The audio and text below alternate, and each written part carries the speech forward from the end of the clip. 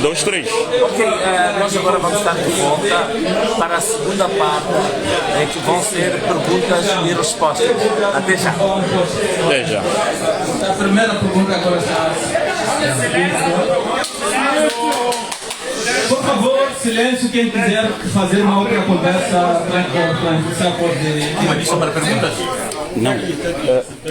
Tá aí. Uma lista para perguntas? Para vez. Sim. Pode fazer a pergunta. Eu chamo-me Adelino Massugueira João.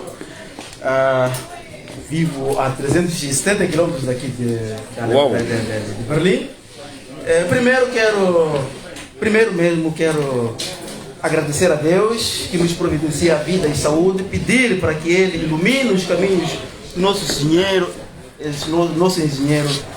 que o nosso engenheiro percorrer, removendo todos os obstáculos que apareceram pelos caminhos. Amém. Então, é primeiro que peço a Deus que abençoe os seus caminhos. Amém. De seguida, dizer que eu parabenizo e admiro pela sua visão. Não é por acaso que o meu povo Macua chama-lhe de Mópoli. Mópoli, eu tenho acompanhado tintim por tintim, por via Facebook, por via... bom, não vou alongar muito. Eu estimei imenso, num dos seus depoimentos, falou de fator ético e fator técnico da governação, da sua futura governação, caso ganhar. E isso estou ciente que há de ganhar, com o nosso apoio que há de ganhar. Sim. Eu digo que o fator técnico é um fator que este governo do dia tem se limitado a atender, porque tudo trata-se de questão técnica. Questões éticas, disso estou a ouvir pela primeira vez através do seu manifesto. Eu tenho 63 anos, desde a minha vida nunca ouvi um governo moçambicano dizer que nós vamos atender questão ética. Haver direito de beber água. Beber água ser um direito fundamental. Então eu apoio essa proposta, essa ideia, e nós estamos consigo. Não sou membro, mas sou simpatizante. Eu viajei 370 km para cá por saber que o senhor Monteiro veio para cá. Então isso marcou muito. Mas há um pedido que eu faço. A maior parte de nós que estamos aqui, viemos no tempo da RDA. E o senhor, engenheiro, conhece o Dozema Germano. Já passaram aqui vários candidatos das governações anteriores. Sempre nos prometeram que essa inquietação, que o senhor engenheiro já conhece, o fator Germano, nós fomos usados para... a nossa mão de obra foi usada para o pagamento da dívida moçambicana. Então, pensa em incluir, porque o senhor é pro-inclusão, seu governo, pensa em incluir este grupo de, na altura, 21 mil moçambicanos, um grupo de 21 mil moçambicanos para pagar a dívida moçambicana. Pensa em incluir e rever a situação deles e como é que pensa em resolver. Se precisar de uma assessoria nossa, eu faço parte de um grupo aqui na Alemanha, de alguns moçambicanos, alguns alemães, e estamos em consultoria, em consultas, aliás, em consultas com o governo, com diversas instituições governamentais. Pronto, se precisar, eu tenho aqui um memorando que passamos, um memorando de Magdeburgo, passado em 2019, quando da realização da conferência de Magdeburgo, onde trabalhei nesse memorando. Eu vou lhe passar agora, até em português, para poder seguir. Portanto, eu gostaria, em nome daqueles que se sentem injustiçados, que o senhor Minassi e o seu governo, que não falta muito, é só a partir do dia 9 de outubro, teremos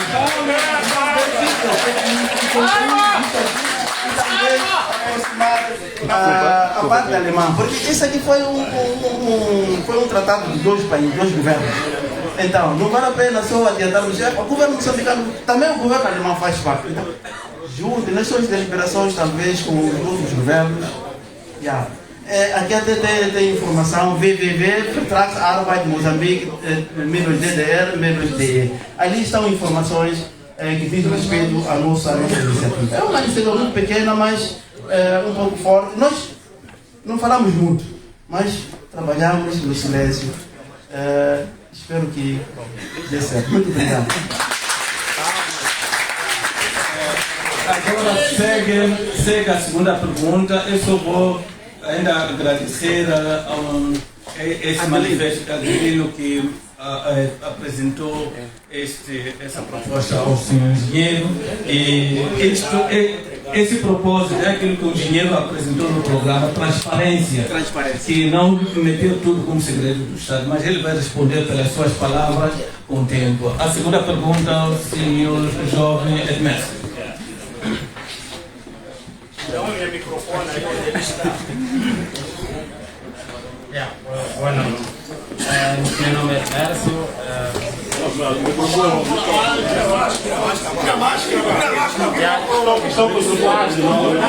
Não, deixa ela aí. Por favor. Aproxima mais o microfone. Tá ligado. Tá certo. Bem, meu nome é Edmércio, estou na Alemanha há 7 anos e na época como voluntário. E depois do voluntariado fiz uma formação de enfermeiro e vivo cá e trabalho cá. Ok, um pouco mais de mim. Agora tenho uma questão de um amigo meu que vive em Bielefeld. Bielefeld é uma cidade fora de Berlim, não sei quantos quilômetros. Sim. Ele 450 mais ou menos. Ele não pode estar cá, mas ele tem a pergunta acerca da floresta do Miombo. A floresta de Miombo de Moçambique é uma das mais extensas da África Austral, cobrindo uma área que corresponde a cerca de 70% do território nacional. A relevância da floresta para os moçambicanos cinge não só o fato de que pode contribuir para a melhor qualidade ambiental, mas também porque preservada pode gerar divisas para o Estado moçambicano através do sequestro de carbono. Tendo em conta esta afirmação que diretrizes, o Venâncio Mondlane propõe no seu governo para a conservação e preservação da biodiversidade em Moçambique. Tendo o caso específico da floresta. Os problemas ambientais em Moçambique, como tem visto em todas as épocas chuvosas, não só falando de Maputo, em muitas áreas de Moçambique, Moçambique fica debaixo de água, as cidades capitais ficam debaixo de água. Os problemas ambientais em Moçambique são vastos, os mesmos derivam das mudanças climáticas e das atividades que o próprio homem pratica e a ocupação de zonas baixas das populações de baixa renda, o desflorestamento, as consequências drásticas dos fenômenos naturais, como os ciclones tropicais, entre os outros, como sistema de desgostos eficientes, principalmente na cidade de Maputo. Gostaria de perceber a análise do engenheiro Venâncio Mondlane no que tange as estratégias bem planificadas para a redução ou minimização desses problemas e dos efeitos climáticos em Moçambique. A terceira pergunta seria: as leis e a política ambiental em Moçambique são na maioria das vezes violadas e não só se observa a seriedade no cumprimento das mesmas, tanto em parte das autoridades competentes, assim como na maioria da população inocente. O Venâncio Mondlane tem algum método de melhorar a seriedade de cumprimento das políticas ambientais em Moçambique? Se sim, como? Essa é a pergunta dos jovens. Eu tenho Sei que só são 3 perguntas que devem ser colocadas, mas eu também tenho umas 2 perguntas. Mas, por favor. Deixa ela aí. 3 perguntas. Farei somente uma da minha parte. Sim. Ok. Deixa eu ir acabar. Da minha parte, trata-se muito mais da Estrada Nacional, porque estou, conforme eu disse, há 7 anos na Alemanha. Quando saí de Moçambique, em 2017, não tinha nenhuma portagem, ou talvez ao atravessar o Xaixai, tinha uma portagem de Limpopo. Mas desde lá até então, são quase até em Inhambane 3 ou 4 portagens, mas a estrada em si deixa a desejar. Ano passado estive até, viajei até na cidade da Beira, tinha, sei lá, 5 portagens, mas a estrada está bem estragada. E como é que o governo e o senhor engenheiro pretende minimizar o sofrimento do povo? Bem, tenho mais Obrigado. A terceira pessoa pôr uma pergunta, por favor, vamos tentar que todos tenham possibilidade de expor a sua pergunta. Uma pergunta em pouco tempo, para não sairmos amanhã também. Ok. Eu chamo-me Virgílio, estou aqui há 37 anos. Tenho 2 perguntas, mas muito provocativas. A primeira pergunta é: quando os senhores Venâncio Mondlane tomaram o poder, no próximo ano, em janeiro, o que vai fazer com o último governo?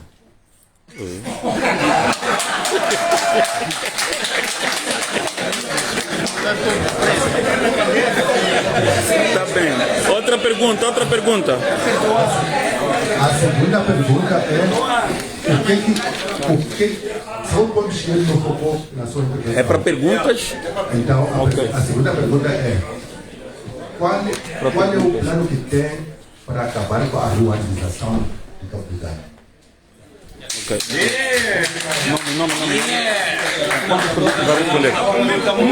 Responder. Agora, 3 pessoas expuseram as suas perguntas, o engenheiro vai responder. Depois volta.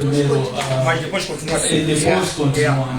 Acho que o engenheiro vai ser breve, porque as perguntas estão mesmo inseridas no programa dele. Está bem? Berlim! Vocês estão aqui? Se vocês estão aqui, façam barulho! Mudança! Vamos dar espaço ainda para responder. Sim. Primeiro agradecer imenso ao nosso irmão Adelino João.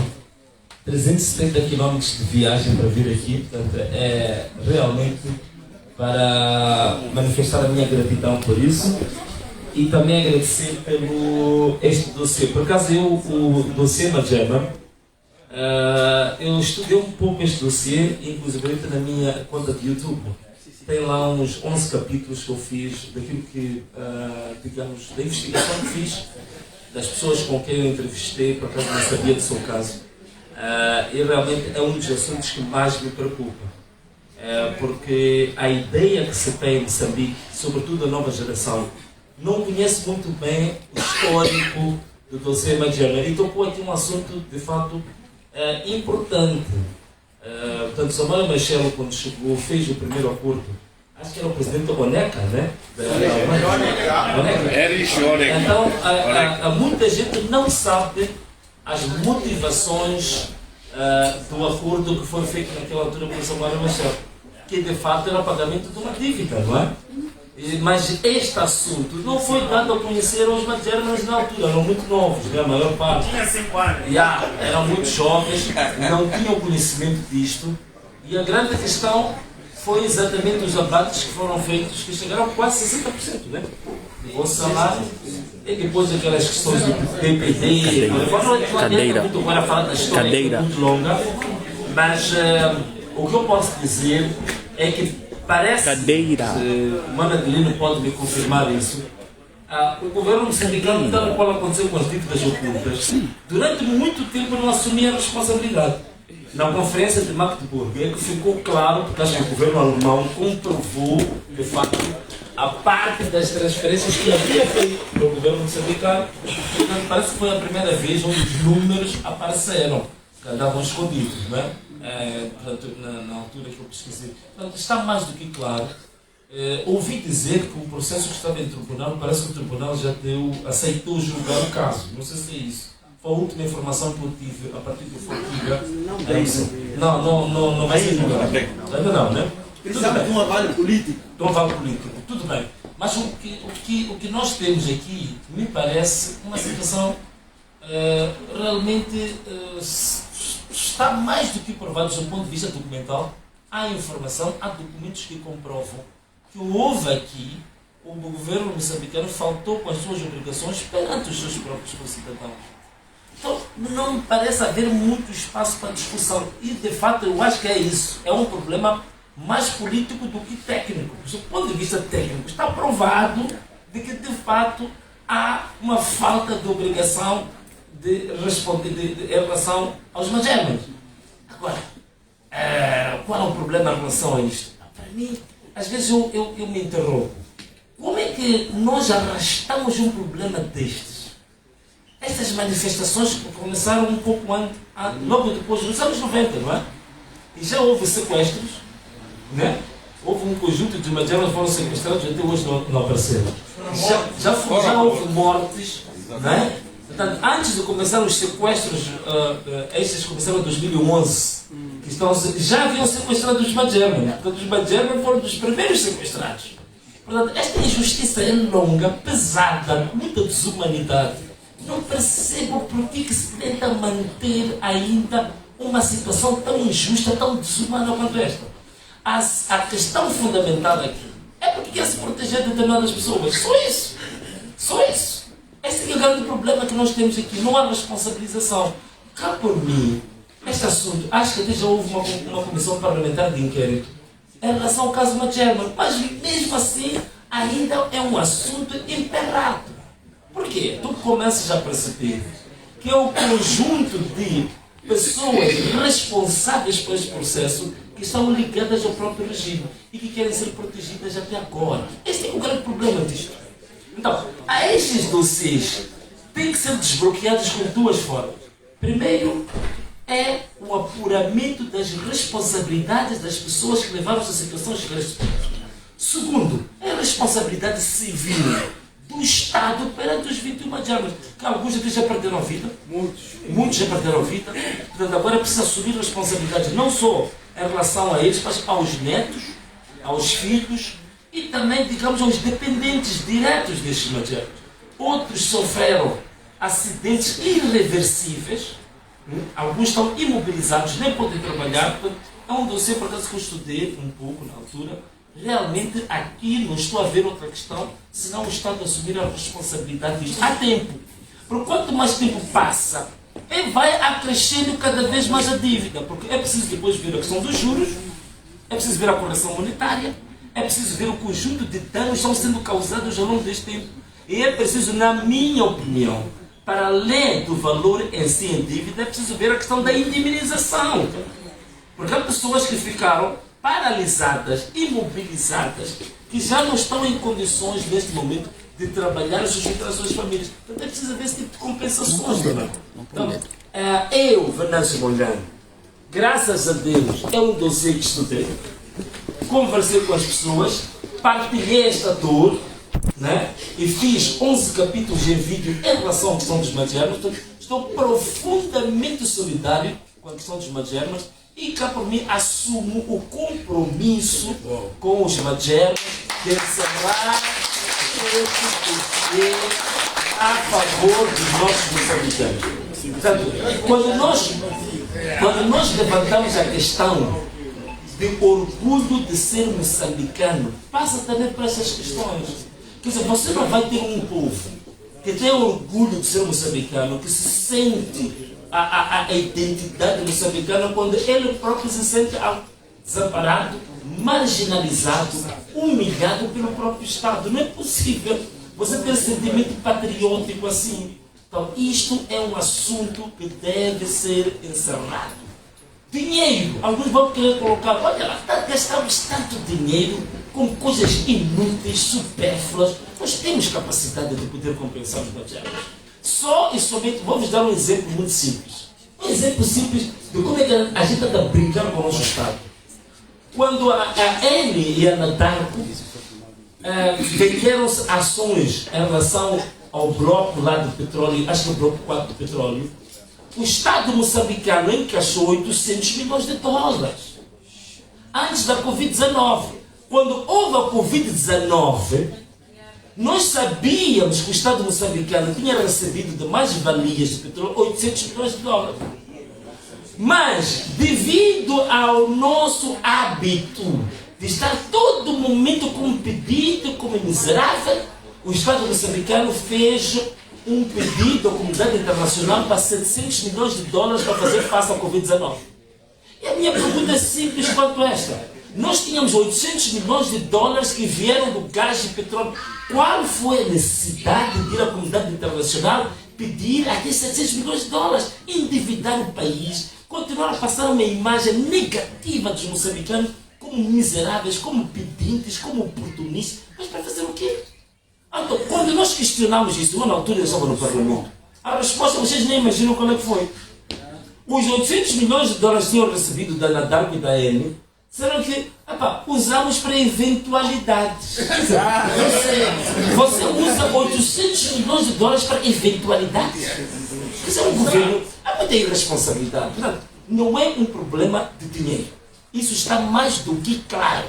Nós temos capacidade, tendo um governo íntegro, tendo um governo transparente como nós queremos fazer, tendo um governo que quer fazer gestão correta das finanças públicas, temos capacidade de resolver o problema dos materiais. Acabar com este drama. Esse é um compromisso que publicamente esta transmissão está sendo feita em direto, para milhões de pessoas, milhares de pessoas estão a acompanhar em direto, estão a gravar. Um compromisso assumido para os 21 mil Magermans serem devidamente compensados e encerrarmos o dossiê Magermas para que estes moçambicanos sintam o orgulho de ser moçambicanos e sintam o orgulho também de dizer, levantar a bandeira do Moçambique, dizer que, de fato, este país é nosso. E ainda vou adiantar mais. Dentro do projeto que nós temos, que é de usar os talentos dos moçambicanos, a usar as capacidades dos moçambicanos. É preciso fazer um inventário correto sobre as qualificações dos Magermas e as capacidades que eles podem ter ainda para servir ao país. E darmos enquadramento a eles para servir ao país com tudo quanto aprenderam ao longo desses anos todos num país do primeiro mundo. Então não podemos deitar fora isso. Esse conhecimento, para dizer a verdade, o conhecimento que vocês têm, o que aprenderam na Alemanha, já não pertence à Alemanha, é patrimônio nacional. O que vamos fazer com o patrimônio nacional, com o conhecimento? O conhecimento também é patrimônio. Porque o patrimônio não é uma coisa só que se pega. O saber, a qualificação, o conhecimento é patrimônio. Então esse é patrimônio nacional. Vamos fazer o que com esse patrimônio? Para fazermos de novo aquilo como aconteceu, que nem aqueles jovens agora estão a servir o governo português em vez de servir o governo moçambicano. Que vergonha. Temos é que servir ao nosso país, usar exatamente todos que têm qualificações, que aprenderam muito aqui na Alemanha, para desenvolver Moçambique. Esse é o compromisso. Muito bem, então eu também vou pedir o número de telefone do Mano Adelino, que é para depois algumas questões técnicas detalhadas que eu vou precisar de mais informação, que é para a gente também aprofundar um pouco mais a questão. O Emerson colocou muitas questões do seu amigo, né, que ele viu. De fato é isso. Nós, de fato, olha, um dos maiores recursos que o Moçambique tem, de fato, é o recurso florestal. Não é? Agora dizem que já não é 70%. Há um inventário florestal, mas é uma área que eu conheço bem, porque a minha área de formação é justamente engenharia florestal.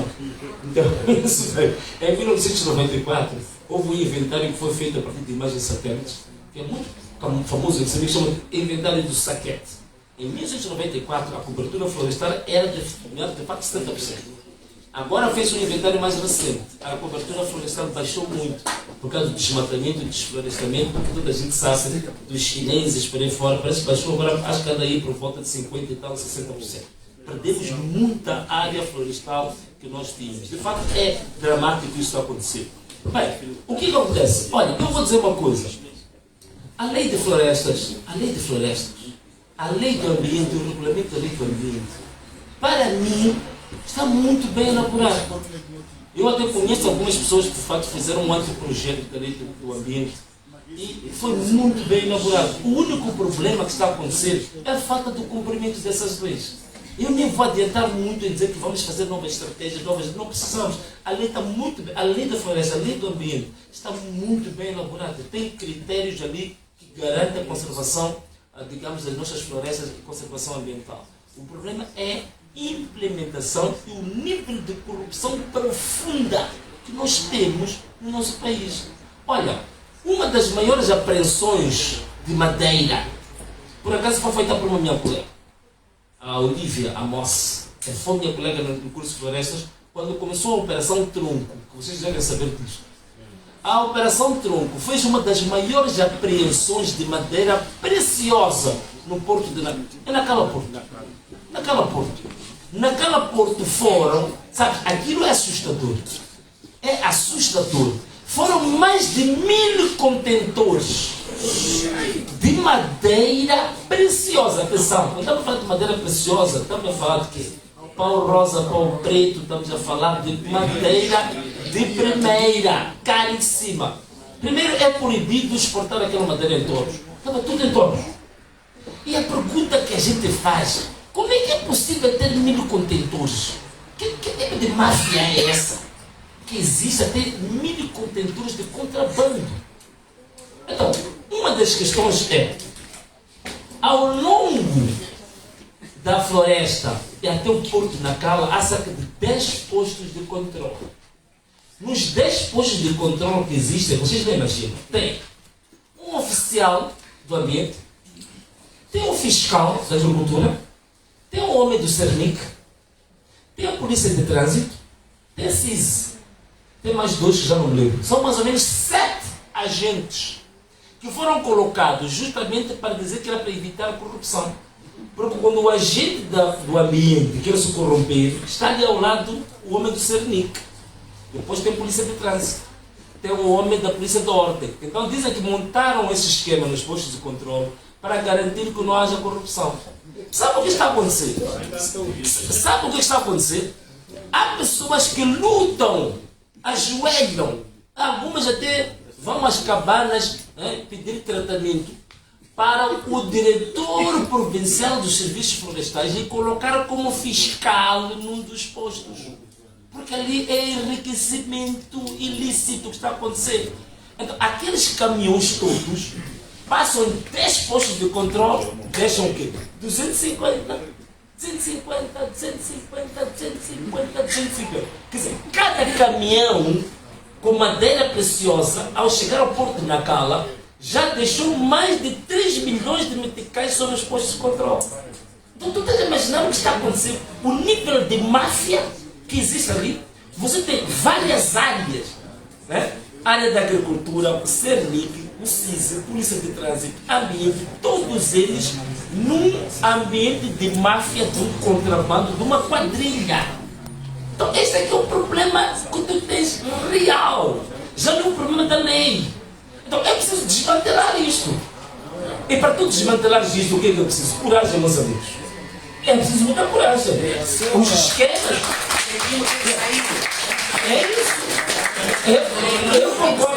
Eu concordo plenamente, porque este regime pura e simplesmente alimentou estes esquemas mafiosos que cresceram tanto, aquilo que se diz, o jacaré que cresce, quando já é grande, você quer matá-lo, ele mata aqui.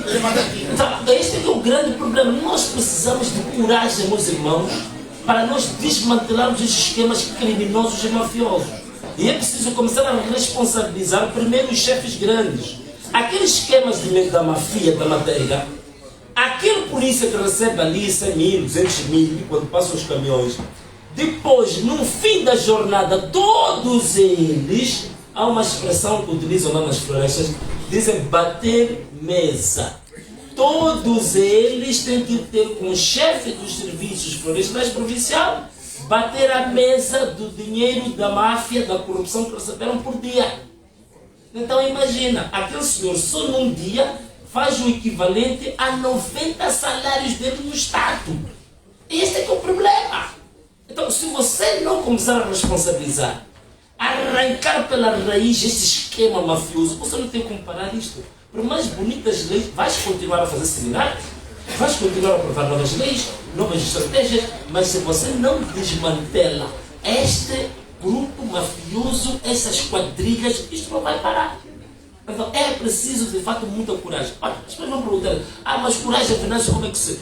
Digo-vos uma coisa. Vocês olham para um país como Tanzânia. Tanzânia era um país, ainda 10 anos atrás, tinha muitas coisas parecidas com Moçambique.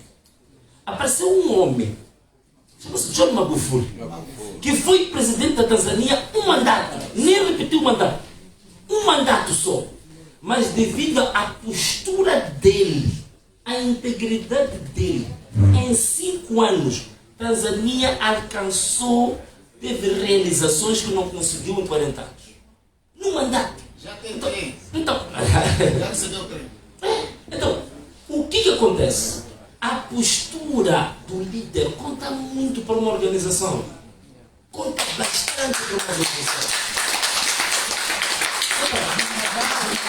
Tu consegues a partir, é por isso que nós dissemos aqui, antes de falar das questões técnicas, de educação, não sei o que, temos que falar das questões éticas. Qual é o compromisso ético que nós estamos a assumir com o nosso povo? Queremos fazer um governo também para ir para lá, não prestar contas, roubar, mentir, defraudar. Então não vale a pena concorrer. Não é para fazer isso, não vale a pena concorrer. Temos que ter, se uma situação do país como Moçambique se encontra, você quer ser dirigente de Moçambique, primeiro, você tem que estar disponível. Tem que estar disponível para mais servir do que servir-se. 2, você tem que estar consciente e preparado para correr riscos. Porque desmantelar máfias, você tem que estar preparado. Você não vai ter vida própria. Porque as máfias vão se reunir para acabar contigo.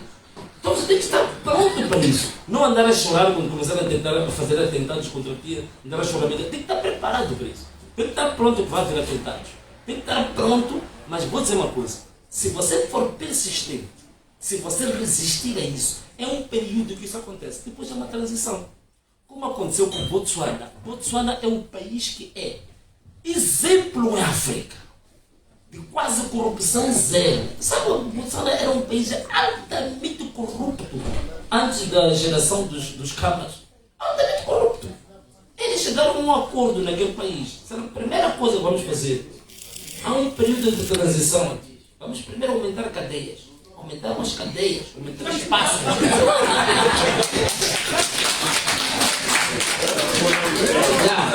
Eles disseram o seguinte: vamos dar um prazo aqui, deste país ficar normal. Quem não quiser normalizar o seu corpo neste período vai apodrecer na cadeia. Epa, foi duro. Houve atentados, houve. Tentativas de matar, não sei o que, tiros, não sei, houve. Mas depois passou. E hoje está aí. Manteve-se uma geração de líderes íntegros. Manteve-se uma política de combate à corrupção. Hoje é um dos países mais íntegros, não da África, do mundo.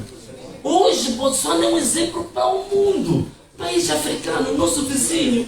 Por que Moçambique não pode fazer isso? Por que nós não podemos fazer isso? Temos capacidade de o fazer. Precisamos de vontade política e de pessoas que estão disponíveis a correr riscos da sua própria vida para normalizar o seu país. E isso vamos conseguir. Desde que haja um compromisso nacional para a gente fazer isso, nós vamos conseguir. Moçambique, digo sinceramente, esta imagem corrupta que o país tem pelo mundo é um grupo. São os 50 indivíduos que estão a fazer isso com toda uma nação. Se a gente conseguir identificá-los e tratar deles, já acabou isso aqui. Não é? Isso acabou. Outra questão ainda para falar dessa questão da corrupção. Me fizeram uma pergunta num fórum que nós tivemos aqui na Alemanha. E disseram-nos a nós, olha, Não, se você está a falar de integridade, não sei o quê, mas olha, há muitos negócios que já aconteceram em Moçambique, muitos contratos do Estado que aconteceram em Moçambique e que não foram bem feitos. Mas esses contratos são contratos grandes, de bilhões de dólares. O que você vai fazer com os contratos? Vai mandar embora as pessoas? Quer dizer, é uma pergunta, é uma armadilha, né? É uma boa armadilha essa pergunta para mim, né? Porque a pessoa que está a fazer isso é de um país, dessas empresas estão lá em Moçambique. Então ele estava para querer ouvir a minha resposta, mas o que esse vai dizer? É muito simples. Até os Estados Unidos da América, que diz que é o polícia do mundo, os Estados Unidos fez uma coisa. Por saber que há muitos contratos que às vezes eles são mal feitos, mas que são importantes para a estabilidade econômica do país, os Estados Unidos inventou uma coisa que chama-se imposto sobre enriquecimento ilícito. Mas isso é um imposto transitório. O que isso quer dizer? A gente identifica esses contratos mal feitos com Moçambique, mas a gente sabe que Moçambique está a precisar. Um exemplo. Um contrato feito, por exemplo, para gerir o Porto da Beira. Por exemplo, o Porto não pode parar, não é? Você não pode, de repente, parar, dizer que o Porto da Beira fica parado porque agora apanhamos os ladrões, tudo para. Não pode. Aí tu vais criar uma crise tremenda ao país. Nem podes parar o Porto de Maputo, também não podes fazer isso. Ok, nesses casos, o que a gente faz? Vamos sentar. Meus amigos, aqui houve problemas com esses contratos. Esses contratos foram mal feitos. Esses contratos prejudicam o país. Vamos fazer uma coisa simples. Temos um período de transição, meus irmãos. Nós temos 2 anos para regularizar todos estes contratos e tudo aquilo que foram fugas ao fisco, nós vamos cobrar um imposto sobre essa fuga ao fisco, que esse dinheiro tem que entrar no Estado. Aí você tem 2 anos, 3 anos para regularizar.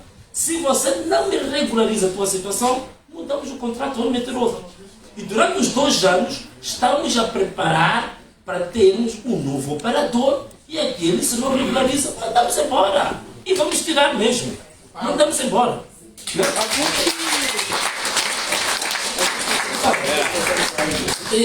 Porque assim, há algumas coisas que é preciso termos algum cuidado quando a gente fala de gestão de coisa pública, não é? Não sermos muito emocionados. Mas esta é uma das formas. Bem, agora vamos lá. E a estratégia, meu irmão. Estratégia simples. Já temos leis. Já temos uma lei de florestas, já temos uma lei ambiental, temos um regulamento da lei ambiental. Então, o que temos de fazer? Apenas cumprir o que está legislado, pormos pessoas certas, responsabilizarmos criminalmente as pessoas que estão metidas nos esquemas, pormos o país a andar normalmente. As coisas vão correr bem. Vão correr bem. Bem, nesta coisa de florestas, deixa-me só partilhar isso convosco. Uma das coisas que me preocupa a mim, essa questão da responsabilização é muito importante. Olha, em 2008, em Moçambique houve uma agência internacional, que chama-se Agência Internacional de Energia, que eles fizeram uma pesquisa secreta em Moçambique. Montaram umas câmaras ocultas, foram fazer uma pesquisa. Sabe o que eles descobriram? Que a maior parte da madeira do contrabando em Moçambique estava envolvido 2 ex-ministros. Um deles já morreu, que era o Mangato. O outro está vivo, tentou ser presidente lá do partido deles, que é o Pacheco. Estes 2 senhores foi comprovado que eram os barões do contrabando da matéria em Moçambique. Mas a minha pergunta é, até hoje, não há um processo movido contra eles? Um processo movido contra eles? Isto é terrível. É por isso que eu concordo, é preciso invadir de fato esse regime. E digo-te uma coisa, há questões que nós em Moçambique, vamos dizer que nós como moçambicanos queremos nos reconciliar. Há muitas questões que nós vamos perdoar, isso não restam dúvidas. Há questões que nós vamos procurar reconciliar. Mas eu digo sinceramente, há danos que se causaram no Estado, que são tão profundos e tão grandes, um amigo, nós podemos nos reconciliar, mas depois de passar por banco dos réus. Isso não restam dúvidas. Há um nível de danos que o país sofreu que não podemos ir logo para o perdão e dizer que está tudo bem. Não. Há alguns casos, vamos reconciliar com os nossos irmãos, mas depois de sentar no banco dos réus e assumir.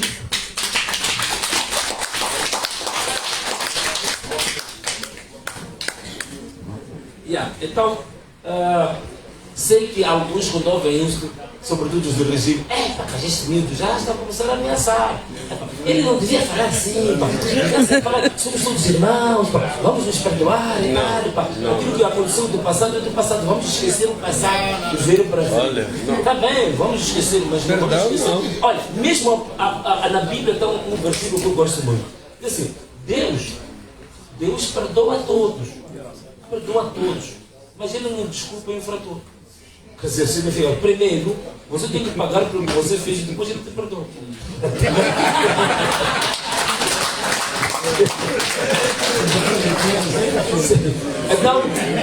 Então, meus irmãos, outra questão é que, levantada pelo Virgílio, quando tomar o poder, o que vai fazer com o último governo? Meu irmão, é assim. Uma das ideias. Vamos tomar o Virgílio? Sim, mas Virgílio, é assim. Uma das questões que nós apregoamos aqui no nosso manifesto é o seguinte. Normalmente, quando um governo, é o único governo que a gente conhece, o único regime que nós conhecemos desde 1975, quando ganha as eleições, apesar de ser tudo fraudulento, forma o governo apenas com membros do seu partido. Não tem acontecido? Nós já assumimos um compromisso público aqui. Se você no parlamento, o parlamento tem 3, 4, 5 partidos, isso aí significa que o povo deu um sinal de que quer estar representado para aquelas forças que estão ali no parlamento. Então, quando eu vou formar um governo, se eu quero de fato um governo inclusivo, não posso formar um governo exclusivamente com membros do meu partido. Isso aí é quebrar exatamente tudo aquilo que nós estamos a defender. Havendo competências, até estes que estragaram o país e que estão a arrebentar o país pelas costuras, tem algumas pessoas competentes lá. E se houver pessoas competentes e que podem servir o país e que estão comprometidas com a pátria e que querem servir essa nação, vamos chamar até eles para pertencer ao governo. Vamos chamar.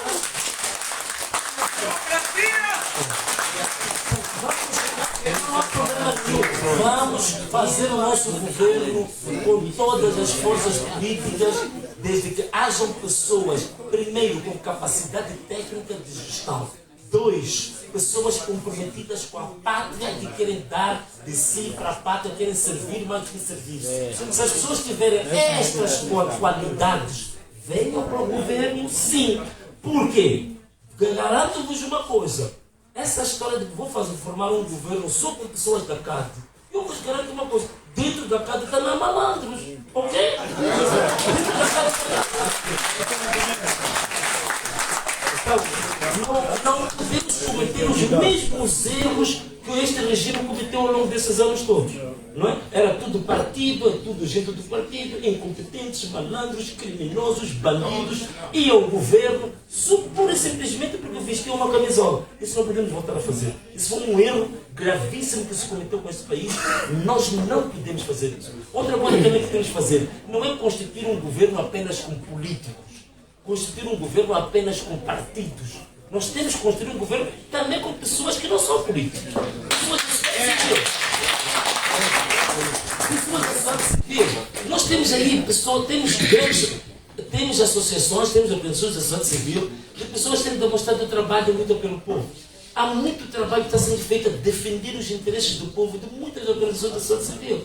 Muitas delas nem aparecem na televisão, não estão no parlamento, mas estão fazendo muito trabalho de base. Essas pessoas têm que ser convidadas para fazer parte do governo, porque estão a trabalhar na base com as comunidades. Então temos que chamar essas pessoas para fazer de fato um governo que vai servir o povo. Então, esta que é a visão em relação ao antigo governo, ao antigo partido no poder, é essa. Agora, em relação a questões das questões que financiaram a pátria, é aquilo que eu disse. O nosso princípio é o princípio da reconciliação. O nosso princípio é o princípio da paz. Mas há questões profundas que aconteceram nesse país que as pessoas vão ter que ser responsabilizadas. Não vamos ter como esquivar a isso. Não é? Então, esta aqui é mais ou menos a resposta. A ruandização, né, de Moçambique. Isso realmente é muito preocupante. É um assunto que quase que é considerado um tabu. É muito difícil ver debate sobre a questão do Ruanda. Olha bem, por exemplo, agora que há aquele contrato de segurança e tal. Eu queria levantar Deixa eu falar então. Então, há muito tabu, é quase um assunto proibido de se falar. Por quê? Por uma razão muito simples. Esse assunto de Ruanda vem confirmar receios que quase muitos de nós tínhamos. É que a guerra de Cabo Delgado, se você for a ver, a gente deu o nome de terrorismo, mas há uma característica fundamental do terrorismo. O terrorismo, aquele terrorismo clássico, normalmente, eles têm um corpo doutrinário. Ele tem um conjunto de doutrinas que eles defendem. Eles têm um corpo ideológico. Portanto, eles têm uma certa ideologia. Seja ela baseada na religião ou não, mas eles têm um conjunto de doutrinas e de ideologias que sustentam a luta. Se você for olhar muito bem para o tal de terrorismo de Cabo Delgado, não há nenhum corpo doutrinário, não há nenhuma ideologia, não há nada que você diga que é um caderno reivindicativo que eles têm. Em Cabo Delgado, se você quiser saber, mas bem, vocês estão a lutar que é o quê mesmo? Vai ser difícil encontrar essa resposta. Logo, o que está acontecendo em Cabo Delgado não é terrorismo. O que está acontecendo em Cabo Delgado é banditismo econômico. Há pessoas que têm interesses em dilapidar Cabo Delgado, em tirar os recursos de Cabo Delgado de forma criminosa e que se escudam atrás do termo terrorismo. Por quê? Porque facilmente vai ser associado à religião islâmica, a não sei o quê, e vai se esconder o verdadeiro rosto dos bandidos que estão a estragar aquela província. E que, no fundo, o que eles querem, está mais do que cá, é o separatismo, querem fazer de Cabo Delgado uma província autónoma. Isso está mais do que claro. Não me parece haver dúvidas quanto a isso. As últimas notícias da população de Mocimbo da Praia, a população que está a fugir, que quer retornar, o que estão a dizer? Nós estamos preocupados. Estamos a abandonar nossas terras, estamos a abandonar nossas casas, mas nossas casas estão a ter novos ocupantes. Estão a haver pessoas que estão a ocupar nossas terras. Então, há terrorismo ou não há? Está a haver morte de pessoas ou não está a ter, porque estão a ocupar nossas terras. Agora, há pouco tempo, há um chamado Projeto de Desenvolvimento do Norte, que surgiu em 2021. E o Estado moçambicano concedeu 25 mil hectares de terra. A guerra estão a matar pessoas. Há um doate que é dado a uma organização que não tem 2 anos de 25 mil hectares de terra. Claro, o que se pretende a Cabo Delgado é, pura e simplesmente, desertificar Cabo Delgado, empurrando da população dali, para tornar aquilo uma província autônoma. Está claro que querem fazer isso. Então, isso significa o quê? É um combate à soberania nacional. Querem separar uma província do nosso país para se fazer um país autônomo. Isto é um ataque à nossa soberania. Portanto, em relação ao Cabo Delgado, nós, como moçambicanos, temos que ter um consenso nacional e essas coisas devem suplantar a questão dos partidos. Nós temos que voltar a ter o controle da província de Cabo Delgado, porque Cabo Delgado faz parte do território moçambicano, faz parte daquilo que a gente diz que este país é nosso. Não podemos admitir que um grupo de bandidos, de malandros, de criminosos vão separar uma parte do nosso território para fazer uma república criminosa, uma república das bananas. Nós temos que tomar Cabo Delgado para nós e uma das coisas que nós temos que começar a fazer é começarmos a perceber quais são as reais reivindicações das pessoas que neste momento são chamadas de insurgentes ou terroristas. E muitos deles está mais do que provado que não são estrangeiros, são moçambicanos, são nossos irmãos, vivem aqui. Então, do mesmo jeito que nós teremos um diálogo com aqueles que foram chamados de Matsangaízas durante 16 anos, chegou a altura de nós termos um plano nacional para a pacificação de Cabo Delgado por via do diálogo, não por via das armas. Então nós temos que nos entender, temos que ouvir aqueles que são chamados de insurgentes, terroristas, temos que criar plataformas de percebermos qual é o caderno reivindicativo real dessas pessoas. E como moçambicanos temos uma resposta. como moçambicanos, temos que ter uma resposta moçambicana para Cabo Delgado. Cabo Delgado não precisa de uma resposta ruandesa. Cabo Delgado precisa de uma resposta moçambicana para Cabo Delgado.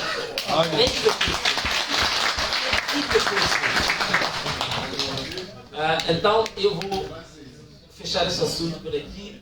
Vamos abrir outro ciclo de perguntas. Muito obrigado. Tá bem?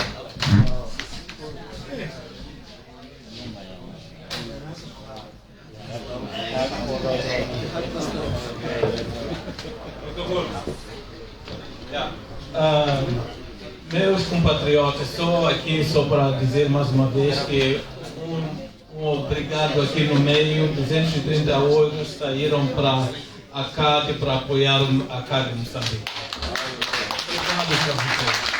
Agora temos aqui algumas perguntas, o tempo já se foi, o engenheiro tentou falar muitas coisas para conseguir responder algumas perguntas já antes. Eu vou agora selecionar as mulheres, porque os 3 homens já falaram. E a senhora Glória é a próxima a falar. Ainda está aqui? A Glória já não está. E tenho aqui a senhora Milena, também não está. A senhora Nelly. Diz que está aqui. Não tem, dois que já não tem. Ok, tá bem. Não tem o David. Ele já pediu há muito tempo, esse que é para dar prioridade, ele pediu há muito tempo. Pediu há muito tempo. Tá bem, vamos só ter campo. Uma pergunta por cada pessoa, por favor. Só pedir perguntas coesas. Perguntas coesas. Perguntas coesas, um minuto. Já vai. Sim, já vai. Meus irmãos da comunidade, eu sou ativista social daqui da comunidade. Vi aí o senhor engenheiro Venâncio apresentar o seu programa e não chegou a falar de uma política externa. Qual é a sua visão da política externa? Nós todos vivemos aqui na Alemanha, aqui na Europa, nós vivemos em Moçambique. Qual é a visão que tem para a nossa comunidade? Ainda bem que já foram apresentados aqui os membros da comunidade. Alguns partidos precisavam de ter este confronto de debate de ideias. Agora que já estão aqui apresentados, nem para se esconder, queremos ver, apresentar as vossas propostas para esta comunidade aqui, que tem as preocupações da comunidade, e nós, como ativistas, como da sociedade civil, precisamos de ouvir de vós as nossas preocupações, vamos transmitir a vocês, nas vossas ideias, aquilo que vocês se espelham. Nós estamos aqui para vos ver, não é para vos esconder atrás dos telefones. Queremos vos ver aqui, cara a cara, live. Isso é muito importante. E o meu nome aqui é Otávio. Então, Otávio. Eu quero saber sobre a política externa. O que é que pensa da nossa comunidade, na diáspora, em termos de visão? E nós temos aqui uma política da comunidade, que é o Estatuto da Política da Comunidade, é um estatuto antigo.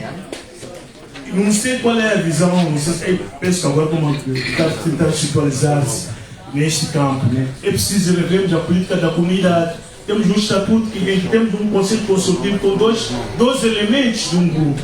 Quer dizer, que é o presidente e o vice-presidente. Isso não pode funcionar, né? Eu espero que os elementos aqui dos partidos políticos que estão aqui presentes começam a pensar em produzir leis, estratégias, né? Não sou o presidente do partido, que ele tem que fazer as coisas, mas se nós que estamos aqui na comunidade devem começar a produzir para material, quer dizer, instrumentos que possam entregar ao presidente, ou vocês mesmo vão representar nas nossas comunidades, porque a Alemanha elege um deputado, Portugal elege um deputado.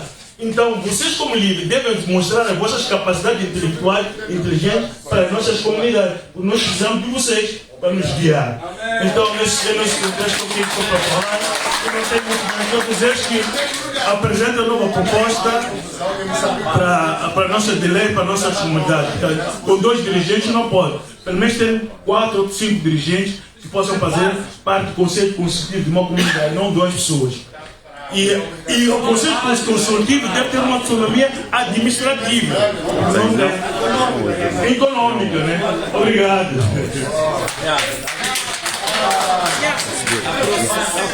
A próxima segunda é ali? Quem? Não, esta senhora. Esta o nome de uma senhora que é aquela senhora lá. Só um minuto. Quem disse que não queria? Não, mas tem que ser a senhora que está escrita aqui. Tem nome aqui ou não? Eu perguntei a senhora Glória, não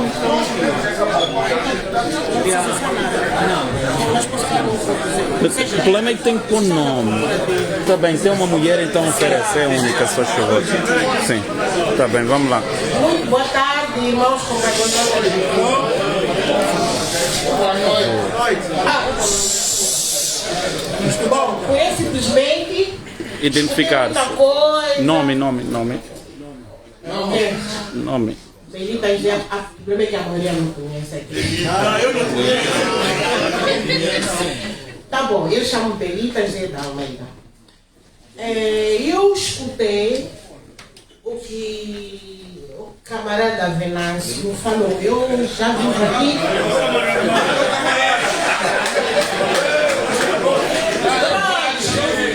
Eu vou falar uma coisa. Eu sou do tempo de 1965. Sim. Já vim aqui, cheguei cá em 86, ainda tenho aquela mentalidade antiga da RDA. O que me fez levantar, eu sempre comentei, eu gostaria tanto que as pessoas que vivem aqui na Alemanha ajudassem Moçambique em ideias. Porque nós temos tantos partidos. Muitos de nós éramos todos da Frelimo que estamos aqui. Apareceu a guerra, a Renamo era nosso inimigo. Depois houve liberdade, separamos-nos. Houve responsáveis da Renamo. Depois passou. Houve MDR. Hoje está passando. Tem cadeia. Eu disse, nós não temos mentalidade suficiente, capaz de sabermos abrir a vista aos nossos moçambicanos, os nossos irmãos que estão em Moçambique, que estão a tentar querer ajudar Moçambique. Recordem-se só, era RDA, né? Para ir a verso hoje em dia, que até agora posso ir. Não era difícil. Tínhamos que ter passaporte. Quando uniram-se, como é que fizeram? Aquela zona de poço da Mamplanta ali, antes de tudo, fizeram prédios novos, hotéis novos, Ritz, Marriott, tudo. Mudaram-se. Começaram a reabilitar a antiga RDA Alexandre Plaza. Não era assim. Inclusive, quando estamos aqui, no ano passado não estava assim. Quando cheguei, vi diferença. Eu quero ver os novos partidos. Primeiro pensar em mudar pelo trabalho, não pela boca. Pronto. Muito obrigado. Não houve pergunta. Olha, não, é ali daquele lado pediram-lhe, depois passa para lá. Depois, foi ali, depois é para lá. Sim, ali para aquele lado, depois passa para lá.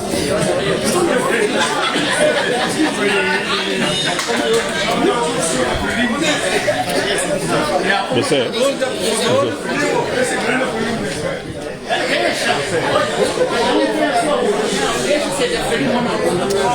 Vamos. Pessoal, boa noite mais outra vez. Irmão, eu queria pedir dizer que oi. Estamos em Eduardo Montano. Por isso estão fazendo barulho aqui. Meu irmão, você. Eduardo Montano. É o seguinte, eu tenho aqui duas perguntas, mas acho que a segunda já respondeu. Era sobre corrupção. E a primeira é o seguinte, se o CAP, que tem o Mondano, o Zogo à frente, tem um programa específico para a segurança em Moçambique, para os sequestros, aquilo que já virou moda em Moçambique, se tem um programa específico assim, o que ele quer fazer, o que ele tem no plano, o senhor Venâncio, quando ganhar as eleições, com aquilo que está acontecendo em Moçambique tornou moda, os sequestros.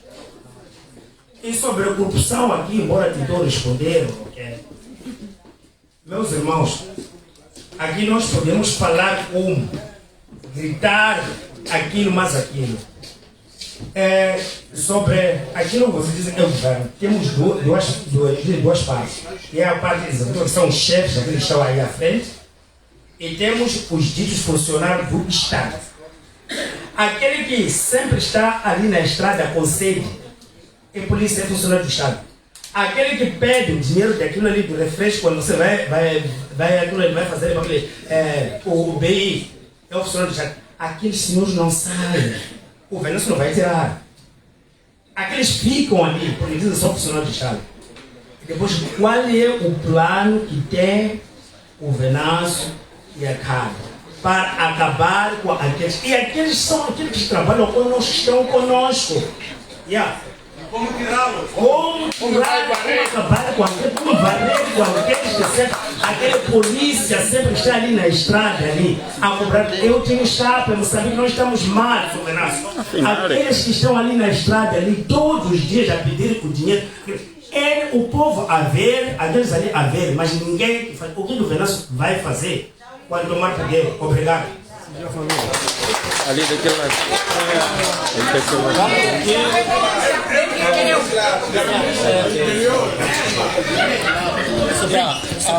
Mais uma mulher aqui. Tá bem, já vai. Pergunta, se faz favor, não alongarmos. Boa noite a todos. O meu nome se chama Miguel Menato Altinelli. Sou de Hale Zale, a 200 km daqui. Já tentei falar com o senhor Venâncio em Moçambique, ele conhece, já ouviu. Mas não chegou de falar, porque acabava de sair de demonstrações. Falamos um pouco, precisamos avançar. Mas o que nós queremos, aliás, eu quero saber do senhor Venâncio, porque eu tenho comunicação da comunidade moçambicana, na parte centro. Sena, Tarara, Xemba, Tambara, Guru, tudo. E aí de onde estão a viver lá com medo as pessoas. Senhor Miguel, você está lá na Alemanha, o senhor Venâncio veio lá na Alemanha. E nós queremos saber, se tiver oportunidade de falar com ele, perguntar a ele, porque essa zona toda do centro, só queremos o Venâncio Mundial. Só queremos Venâncio Mundial. Agora, se nós intensificarmos, mesmo as crianças não querem ver a Frelimo, nem querem ver a Renal através do Sucumumate. Agora, nós queremos saber se ele ser manipulado, como foi manipulado o Sucumumate durante esse show das eleições, nem o governador entregou, nem o administrador aceitou na hora de realizar as eleições distritais. Agora, qual será a última instância do senhor Venâncio com a sua visão para poder suportar o povo? Porque senão, aquele que vai apresentar a sua cara a favor do senhor Venâncio, e depois, se o senhor Venâncio não conseguir ganhar, depois eles são perseguidos. Por exemplo, em Canandica, como diz em Canandica, Guru, estão nascendo, sofreram muito com guerra, mortes civis, várias comuns. E eles estão vivendo deprimidos, têm muito medo, por isso vi e falo com alguns políticos lá no Moçambique, falo com esse grupo político que eu conheço com ele. É por isso só que a minha pergunta só é essa, mais nada. Sim. 3 perguntas, 3 respostas, depois volta. Regressa. 3 perguntas, 3 respostas, depois volta. Obrigado. Não se preocupe com o tempo. Berlim! Vocês estão aqui? Se vocês estão aqui, façam barulho! Ok, Zé Guto.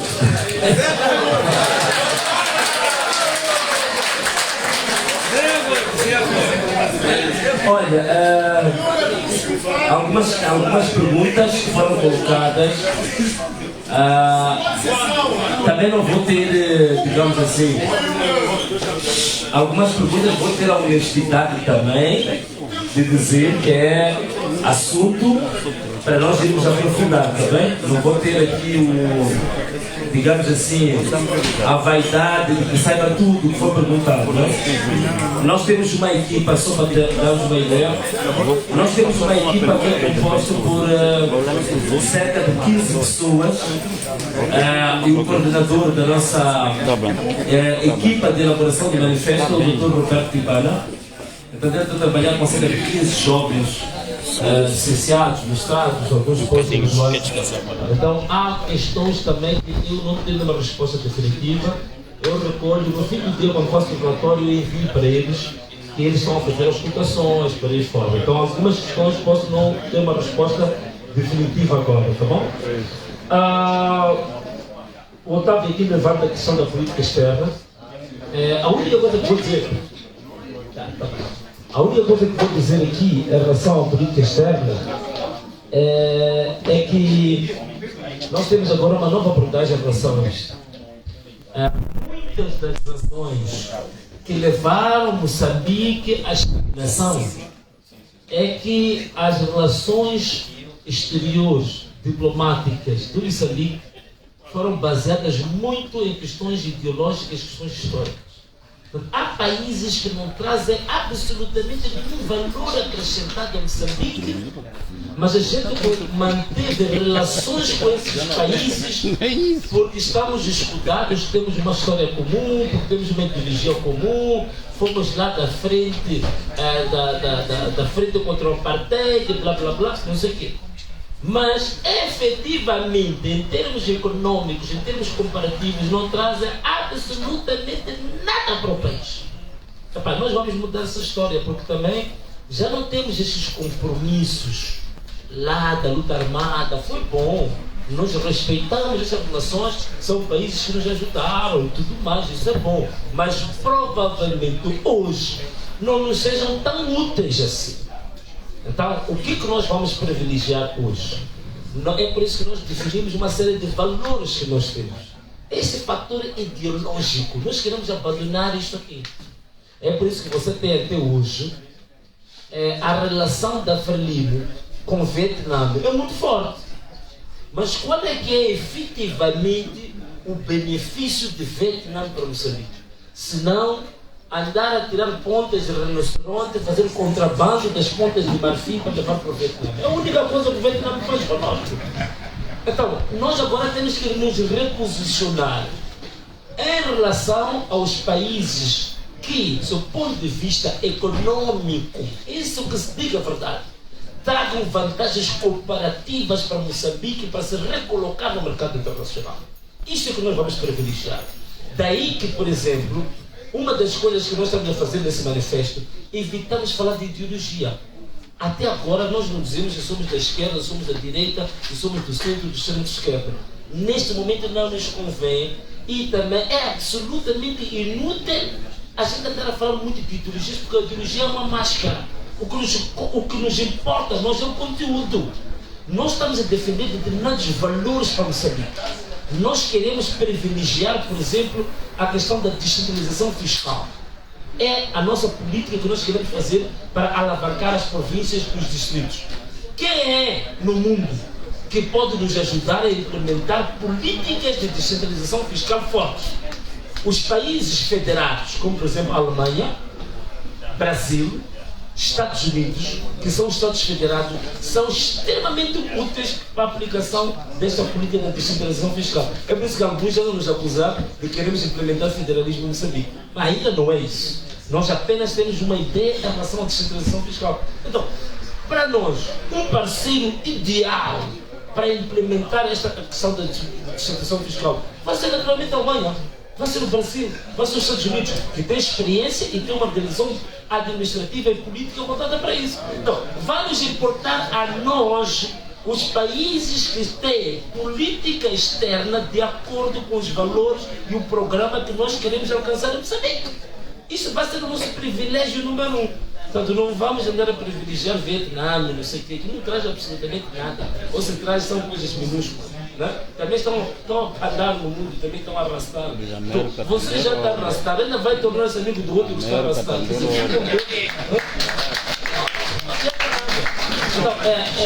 mas em termos definitivos, é uma matéria também que nós temos que aprofundar ainda mais, mas em termos de filosofia da nossa política externa vai ser essa, né? Agora, relativamente a nossa mãe Benita, é Benita, né? Benita. Já saiu, né? Benita. Benita. Benita. Não, a Benita o que disse, e eu acho que não tenho que responder, é um comentário, que eu acho que é um bom comentário. Vamos adotar isso, vamos levar a sério o seu comentário. De fato, é importante esta renovação das nossas próprias mentes, e a proposta que dá, eu acho que temos que acolher e vamos levar. É um comentário que fez, não é propriamente uma pergunta concreta, né? Eduardo Mondlane, né? O xará do nosso, digamos, de forma... Uma coisa engraçada, eu depois daqui vou para... Essa questão que voltamos, aquela questão que estava a levantar aqui o Otávio, né? Então, é importante nós revisitarmos isso, que ficou pendurado, portanto preferimos voltar as contenções para a China, para não sei o quê, e esquecemos dos nossos parceiros tradicionais que nos apoiaram de forma incondicional. Você sabe que em Moçambique, o grande bairro Somarshield, que é muito famoso Somarshield, é um projeto sueco. O grupo Madal, grande companhia Madal, na zona centro, é projeto sueco. Então, estas coisas nós temos que revisitar porque trazem-nos ganhos efetivos para o nosso país sair da miséria. Então, eu vou para a Suécia, dizem que Eduardo Mondlane é um projeto que ficou parado por causa da Frelimo. É preciso voltar a alavancar. Então, meu irmão, a questão da corrupção que estás a levantar, essa corrupção generalizada, corrupção desde o alto até abaixo. O que eu vou dizer?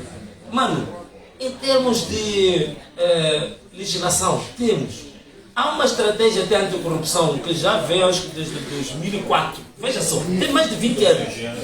A estratégia existe, lei existe, o Código Penal até foi revisto por causa disso. Isso tudo nós temos as leis. O problema é implementação, compromisso. Então precisamos de reforma das Forças de Defesa e Segurança. O nosso CISI, o CISI, que é o sistema, o Serviço de Informação e Segurança do Estado, tem que ser isso mesmo. Não é CISI ser transformado como um serviço de espionagem para um partido. Isso está totalmente errado. O CISI é uma força importantíssima na defesa do interesse do Estado. De um Estado, não de um partido. Então, nós temos que reformar o CISI para deixar de ser partidarizado, funcionar como um serviço do Estado.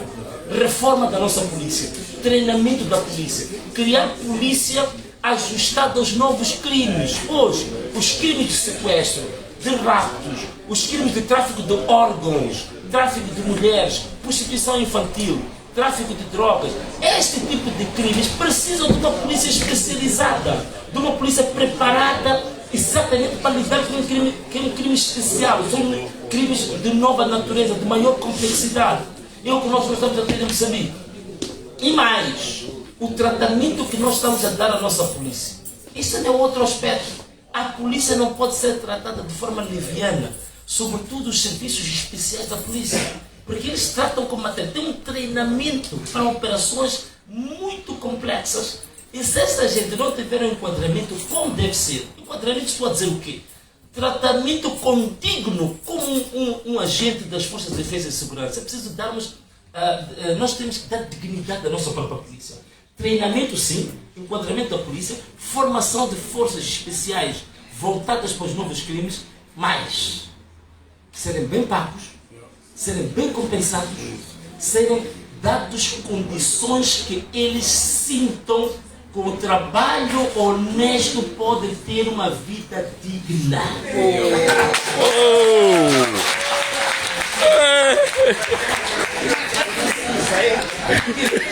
Eu vou dizer uma coisa, nós criticamos muito. Esses gajos são corruptos, esses gajos andam a comprar não sei o quê, mas vê lá a vida do polícia. Veja uma coisa, o polícia polícia que faz patrulha, eu tive outro dia a conversar com eles. A polícia que faz patrulha é o indivíduo que está mais exposto ao risco. A qualquer momento leva uma bala, a qualquer momento é esfaqueado e morto. Não tem seguro de saúde, por isso não tem seguro de saúde. Não faz sentido isso. Há uma coisa, aqueles indivíduos estão em risco de vida permanente. Como é que a polícia não tem seguro de saúde? Como é que a polícia não tem tratamento médico e medicamentoso gratuito nos hospitais públicos? Quando ele está em risco permanente de saúde. Como é que essa polícia vai servir à nossa sociedade quando ele próprio chega a casa, a filha está doente, ele não tem condições nem sequer de pagar uma consulta no hospital público da polícia? Nós estamos a criar bandidos aqui. Nós estamos a criar condições propícias para aquele indivíduo ser mais um polícia ladrão do que propriamente um polícia. Então é isso que nós temos que pensar. Claro que toda a gente vai sempre levantar o problema do dinheiro, não sei. Eu já disse o problema do dinheiro como nós resolvemos. Temos muito dinheiro neste país, é preciso nós redirecionarmos o dinheiro para aquilo que é estratégico. Se nós entendemos que é estratégico, temos uma polícia bem formada, bem paga, bem alimentada, bem motivada, vamos arranjar dinheiro para isso. Agora, se achamos que isso não é importante, não vamos investir e vamos continuar a ter os problemas que estamos a ter até hoje. Então, e mais, rápidos e sequestros. Soluções, já se falou até exaustão. Até há países que já se ofereceram para ajudar Moçambique. Um dos países como Israel.